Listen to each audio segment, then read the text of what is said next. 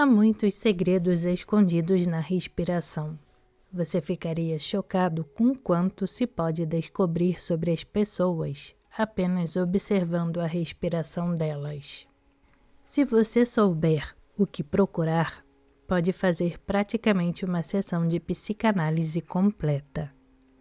Quando começo a trabalhar a respiração com novos alunos, rapidamente é possível determinar se eles têm mais ansiedade em relação ao futuro ou raiva do passado. Posso ver claramente qual é seu estado emocional atual e eu sou capaz de dizer se eles estão confortáveis em se expressar ou se tendem a se reprimir. A respiração trai o que realmente está acontecendo na mente e no corpo, e ela nunca mente. Desequilíbrios na respiração indicam agitação e desconforto na mente. Se você começar a perceber como costumamos respirar, uma das primeiras coisas que verá é que não inspiramos totalmente. Para a maioria das pessoas, a inspiração é muito curta e a expiração é ainda menor. Eu não sou uma exceção. Minha respiração era terrível antes de eu aprender a usá-la. Quando entrei na palestra de Siri Siri, uma advogada super cética e agitada, achando ridículo aprender a respirar, eu mal conseguia inspirar por 2 segundos. Não havia alongamento. Quando os instrutores nos ensinaram a primeira técnica de respiração, uma inspiração prolongada, em que você retém o ar e depois expira contando até 6, parecia que eu estava sufocando. Minha garganta e minha barriga estavam tão tensas que impediam a minha respiração. Eu não conseguia evitar. Era assim que eu estava acostumada a respirar o dia inteiro no escritório e continuava quando eu voltava para casa à noite, com minha enorme pasta de arquivos de casos para revisar. Eu segurava a respiração como uma maneira de controlar o estresse que estava sentindo e me dissociar dele. Minha respiração era um pouco mais profunda quando eu estava fazendo exercícios ou caminhando na praia, o que me trazia algum alívio, mas não era suficiente para cessar o estresse que havia no fundo da minha mente. Ela não conseguia alcançar todas as coisas que eu tinha varrido para baixo do tapete para agir no mundo. Um trauma de infância não resolvido, medo de falar em público, preocupação com o que outras pessoas pensavam de mim, necessidade de provar meu valor. Mas ao final de 2 dias e meio, meu estado mental se transformou. As fontes mais profundas do estresse na base do iceberg começaram a sair do meu sistema. Durante o curso, também notei que minha expiração estava muito entrecortada e saía muito rapidamente. A maioria das pessoas respira com uma espécie de palpitação. Não tem uma inspiração e uma expiração suaves. Em vez disso, apresenta muitos sobressaltos na respiração.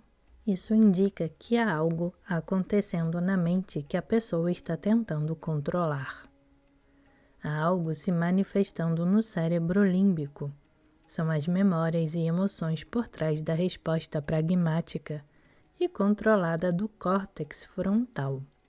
Eu estou bem, está tudo bem, eu tenho tudo sob controle. Outro erro extremamente comum que cometemos é prender a respiração. Nós retemos o ar entre os fôlegos e então fazemos uma inspiração súbita e curta, seguida de uma expiração que dispara o ar para fora. O impulso da expiração quase faz o som A. Isso me diz muito sobre o estado mental e emocional de alguém. No ano passado, comecei a trabalhar com uma escritora talentosa, uma jovem que mora em Nova York. Ela havia acabado de publicar seu primeiro livro e recebera ótimas críticas.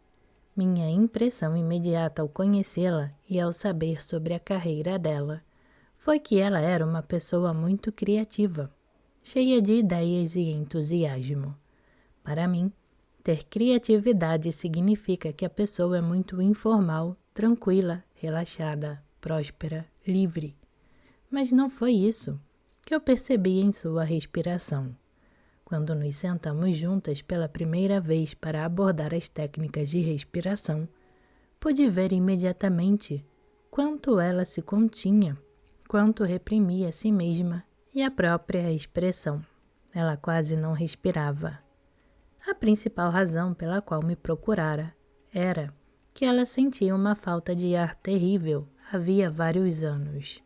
Sua respiração era tão superficial que era praticamente imperceptível, e então, de vez em quando, ela subitamente inspirava e expirava com tudo. Também tinha sobressaltos ao expirar, porque estava tendo dificuldade para liberar completamente o ar de seu sistema. Antes mesmo de conversarmos, eu poderia dizer que ela estava fazendo a mesma coisa em sua mente, reprimindo as emoções, guardando as coisas que queria dizer, duvidando de si mesma e da própria capacidade. Quando eu lhe disse isso, ela me confidenciou que sua escrita estava muito bloqueada e descobrimos que era porque sua mente estava muito presa no futuro. Seu medo do fracasso a impedia de se deixar levar e, portanto, ela não conseguia se permitir respirar completamente. Ela temia não estar à altura do sucesso, temia, em algum nível, que não fosse digna dele, então reprimia as coisas que queria dizer. Por meio da respiração, ela começou a liberar toda a ansiedade e a insegurança, toda a raiva enterrada e voltada para si mesma por trás desses sentimentos. Depois de alguns meses fazendo a respiração, ela me ligou para dizer que estava escrevendo de novo. Ela se sentia inspirada e estava usufruindo seu processo criativo pela primeira vez em anos. Sua mente tinha se soltado de todas as suas preocupações sobre o futuro e ela estava gostando de explorar seu potencial. Mesmo que houvesse alguns fracassos ao longo do caminho, isso não importava mais, porque ela havia recuperado a autoconfiança. Nós prendemos a respiração como uma maneira de colocar uma tampa em nossos pensamentos e emoções. O passado negativo está no comando e algo está preso em algum lugar na mente, preso no banco de memória e, portanto, preso na respiração também. Prender a inspiração é uma maneira de evitar liberar quaisquer que sejam esse pensamento ou essa emoção que estamos reprimindo. Ficamos nos segurando por causa do estresse e do medo de trazer à tona lembranças e emoções profundas e sombrias que estejam ocultas sob a superfície da mente controlada. Há alguns anos, quando recebi a ligação com a notícia de que meu pai havia falecido, corri imediatamente para o aeroporto e comprei a minha passagem na hora. Enquanto eu esperava o meu voo, comecei a notar que eu estava prendendo a respiração. Eu não queria liberar minhas emoções porque estava em público, então a minha respiração instintivamente as mantinha sob controle. Quando guardamos tanta coisa, mais cedo ou mais tarde começamos a ofegar. Quando você está com falta de ar, isso significa que há muitas emoções que reluta em liberar na frente dos outros, ou mais provavelmente, que nem sequer está disposto a aceitar e reconhecer em si mesmo. Então, você as joga para baixo do tapete, desligando a respiração. Trata-se de uma restrição artificial, uma maneira de se dissociar e se desconectar.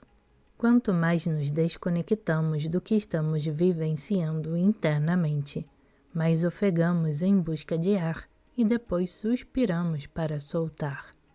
É um sinal de que não estamos nos permitindo vivenciar nem aceitar nossa experiência mental e emocional. Isso não é motivo para se julgar ou se sentir mal. Esse é um comportamento natural. É claro que não queremos perder as estribeiras, ninguém quer. Preferimos manter tudo sob controle, em vez de acessar os níveis mais profundos do que estamos vivenciando.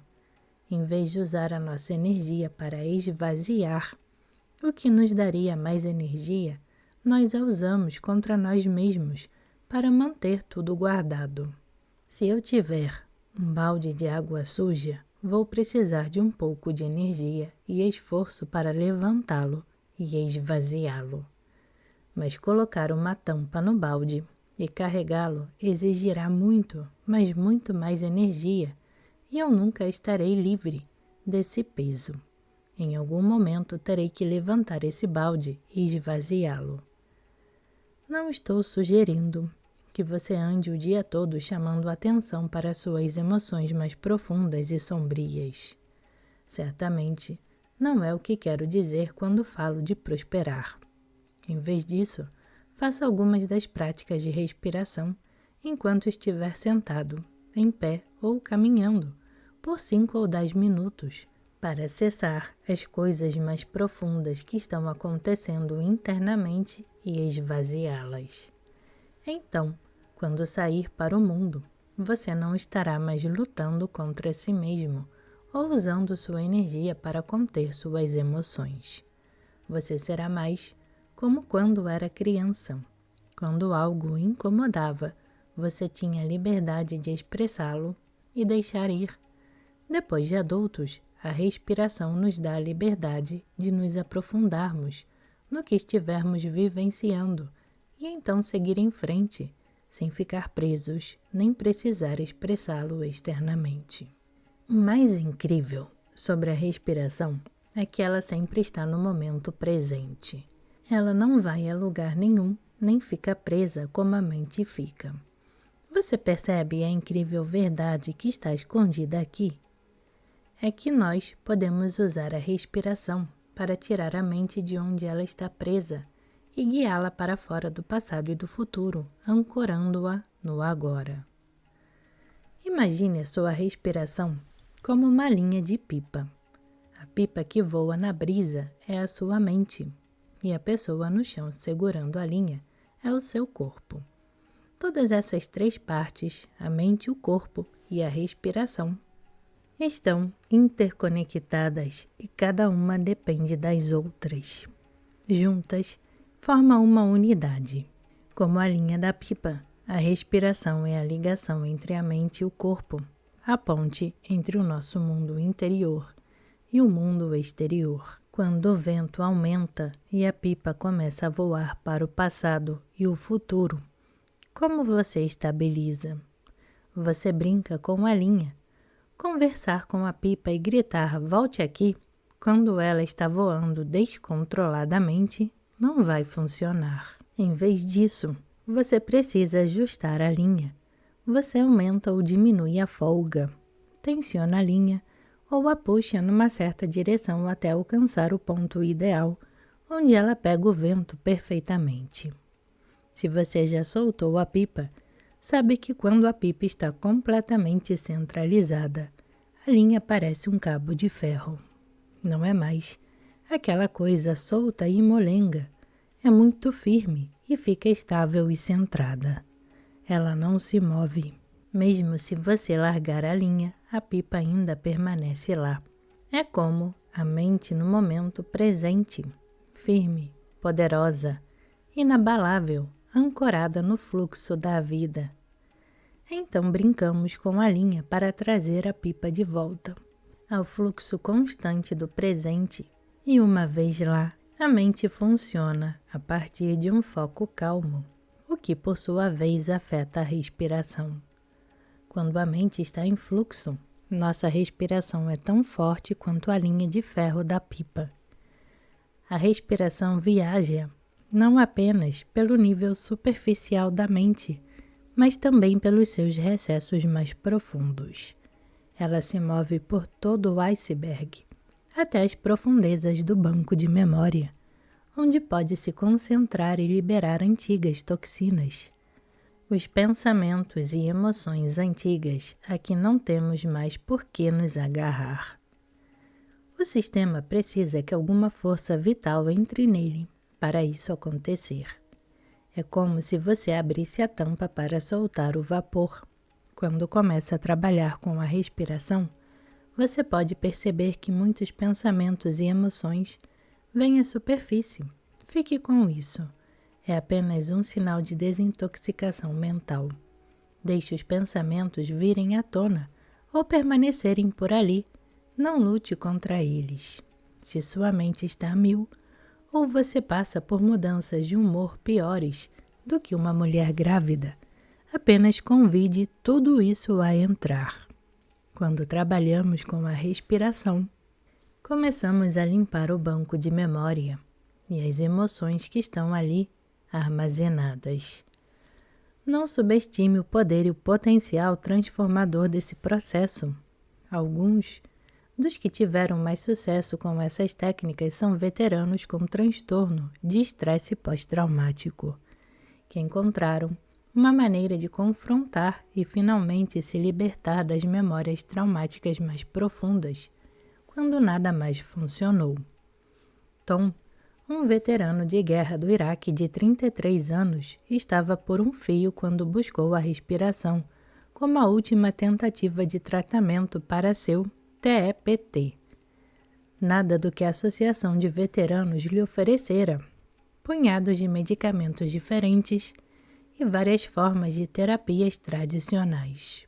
Tinha ajudado a aliviar a constante ansiedade, os danos morais, o estresse e a insônia que ele enfrentava.